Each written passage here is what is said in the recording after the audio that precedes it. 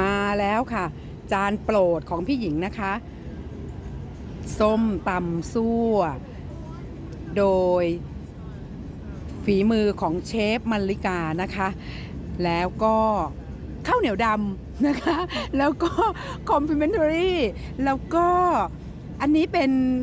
คอมพลิเมนทารี่อะค่ะเป็นข้าวเกลียบซึ่งอร่อยมากนะคะคุณผู้ชมที่รักทุกช่องทางโซเชียลมีเดียดูซะก่อนคือตอนนี้พี่หญิงหิวแล้วนะเห็นอะไรก็น่าทานไปหมดแต่ว่าปกติอันนี้คือเมนูโปรดของพี่หญิงนะคะอันนี้บอกตรงๆนะว่ายังไม่เคยทานส้มตำซั่วที่ไหนที่อร่อยแล้วนัวขนาดนี้คือนัวมากอร่อยมากคุณผู้ชมที่รักขาเดี๋ยวพี่หญิงทานส้มตำซั่วแล้วนะคะแล้วเดี๋ยวจะเก็บบรรยากาศแล้วก็ถ้าเป็นไปได้เนื่องในวันคล้ายวันเกิดของพี่หญิงวันนี้ถ้าทางทีมงานของพระนครสะดวกจะขอถ่ายรูปกับทีมงานพระนครแล้ว